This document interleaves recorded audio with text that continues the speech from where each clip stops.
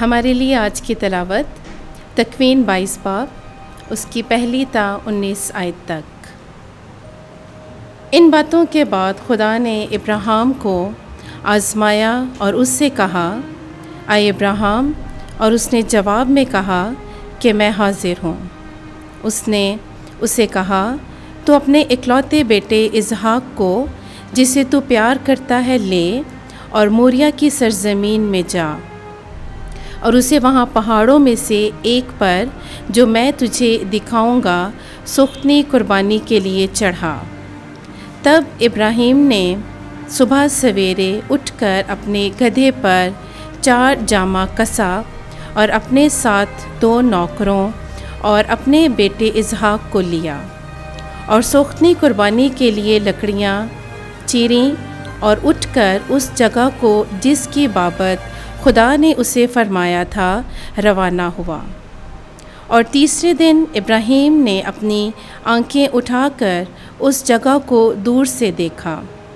تب اس نے اپنے نوکروں سے کہا، تم یہاں گدھے کے پاس ٹھہرو، میں اور لڑکا وہاں جائیں گے اور سجدہ کر کے تمہارے پاس واپس آئیں گے۔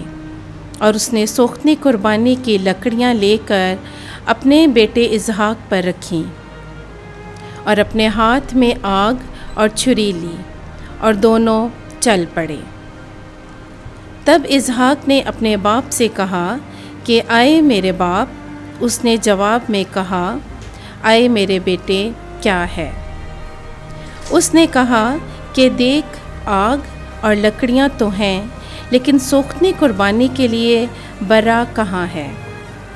ابراہیم نے کہا، اے میرے بیٹے، خدا اپنے واسطے سوختنی قربانی کے لیے آپ ہی برا مہیا کرے گا۔ چنانچہ وہ دونوں اکٹھے آگے بڑھے، اور جب وہ اس مقام پر جو خدا نے اسے دکھایا تھا پہنچے، اس نے وہاں ایک قربان گاہ بنائی اور اس پر لکڑیاں چنی اور اپنے بیٹے اسحاق کو باندھ کر قربان گاہ پر لکڑیوں کے اوپر رکھا، اور اس نے اپنا ہاتھ بڑھا کر چھری پکڑی کہ اپنے بیٹے کو ذبح کرے۔ اور خدا کے فرشتے نے آسمان سے پکار کر اسے کہا، اے ابراہیم، اے ابراہیم۔ وہ بولا، میں حاضر ہوں۔ اور اس نے اس سے کہا، تو اپنا ہاتھ لڑکے پر نہ چلا اور نہ اسے کچھ کر۔ اب میں نے دیکھا کہ تو خدا سے ڈرتا ہے، کیونکہ تو نے اپنے اکلوتے بیٹے کو مجھ سے دریغ نہ رکھا۔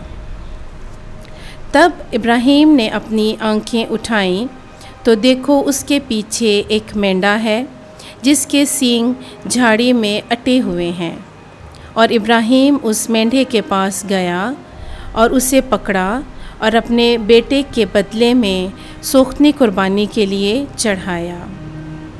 اور اس نے اس مقام کا نام خداوند مہیا کرتا ہے رکھا۔ چنانچہ آج تک یہ کہاوت ہے کہ پہاڑ پر خداوند مہیا کرے گا۔